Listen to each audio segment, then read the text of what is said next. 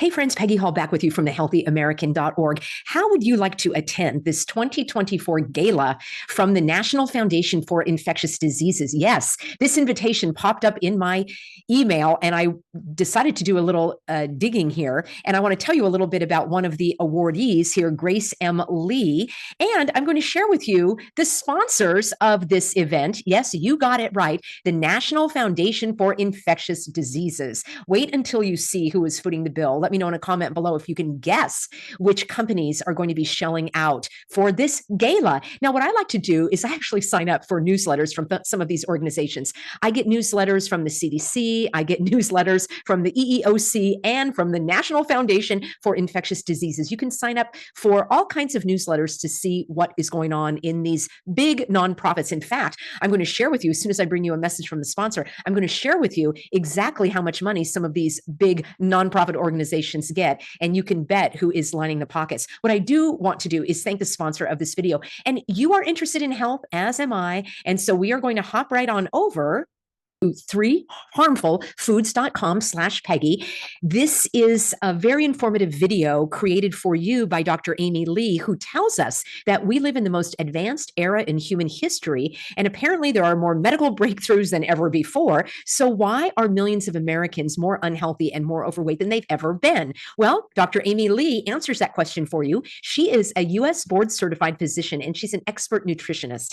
And she says that one of the main reasons is these 3 harmful foods that are being passed off as health foods all over the country. And these foods cause weight gain. They can clog your digestive tract. They deplete your energy. They wreck your skin. And they're basically banned in other countries. Shockingly, they're still legal here in the United States. And that's why Dr. Amy Lee is shining a light on what these foods are. She explains the side effects from these foods and how they are wreaking havoc on the health of millions of Americans. And the great news is that it's easy to stop and reverse the damage of these foods when you learn what they are and how to spot them. So when you do that, you can experience easier weight loss, smoother digestion, and more vibrant energy. So to find out what these 3 fake health foods are, go to 3, that's the number 3, harmfulfoods.com/Peggy, and I will have a link for you in the description box below. Dr. Amy has done years of extensive study, and she put together this revealing video for you for free, so you never have to be duped by these foods again. Find out all you need to know to regain control over your body and health at 3harmfulfoods.com/Peggy, and I will have a link for you in the description box below. Friends, imagine my surprise when I was invited to participate in an online auction, and I'm going to share my screen and show you exactly what this is. Let me know if you are signed up for any of the newsletters from the CDC or the NIH. This one comes from the National Foundation for Infectious Diseases. Yes, I have some questions about those infectious diseases, and there is online bidding open. Now, you can win a trip to Greece, you can go on a cruise, you can go to the Final Four basketball games, and check it out. This is who is, let me increase the size here.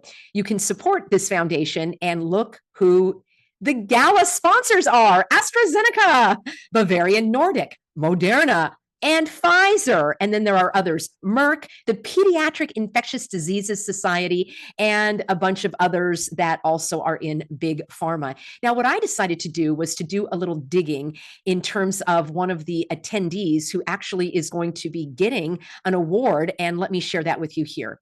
I wanted to find out more about these awardees from the National Foundation for Infectious Diseases, and I just decided to look into Grace Lee, and here's what I found out about her. So she also has been graced with the title of the 2021 Distinguished Service Award, and this is from the Pediatric Infectious Diseases Society. Now, this really troubles me because she is a leader in pediatric infection prevention, and she got this award because she has been, and I quote, a leader in vaccine safety. Isn't that wonderful that now these things are deemed safe? Gee, where have I heard that phrase before? Vaccine safety. I'm going to share that with you in just a moment.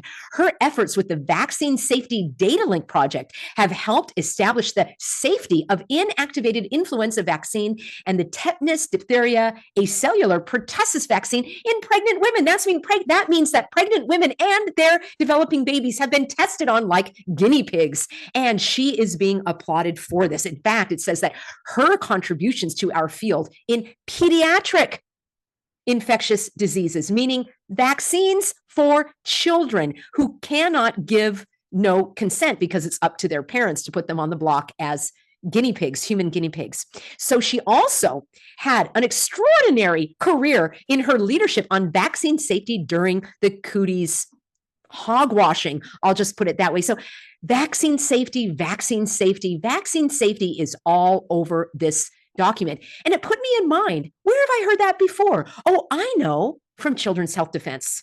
Yes, your friend, Robert F. Kennedy Jr., has a vaccine safety project over here at Children's Health Defense. Why it's called vaccine safety is a question that I have.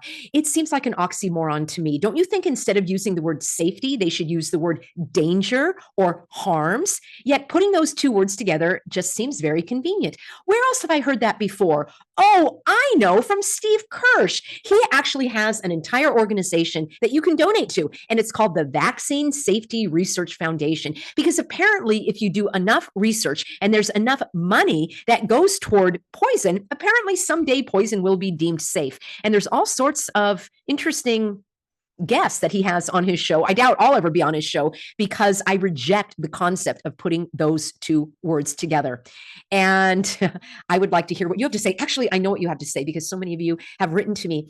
In fact, I think I'll do another video about that, because whenever I bring up my concerns about all of the money that is going for this testing, it usually involves, like, I don't know, Granny Gates and those organizations. I brought a video to you recently about the millions of dollars out of your pocket. Yes, the taxes that have been stolen out of your paycheck and your Social Security. That money is going to the pharmaceutical companies for testing, for safety testing. I don't even like to put those two words together. Harm testing, I think, is a better turn of phrase. And many of you have asked me, well, Peggy, does that mean that you are not in favor of any testing at all? I'm not in favor of testing on children. And when these organizations are calling for expanded testing on the childhood vaccines, no, I'm not in favor of that at all, because all it means is more vaccination, because more children will have to be in these trials, and they don't have the ability of no consent, not to mention the innocent animals that don't have the ability of no consent. To me, all of this focus on the testing is what's called a red herring. And a red herring is, hey, look over here, so that you don't look over here, which is the fact that no government, no employer, no school, no healthcare provider, no store clerk at Trader Joe's has any right to require you to inject something into your body, period. And all of this talking about the ingredients and all of this talking about the testing, in my opinion, is a red herring.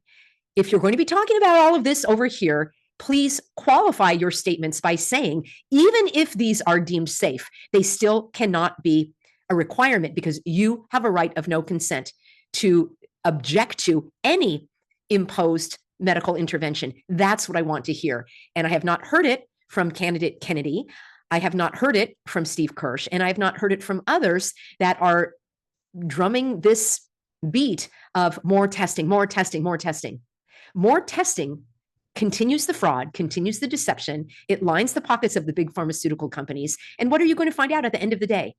That now poison is safe? Doesn't make sense to me. What say you?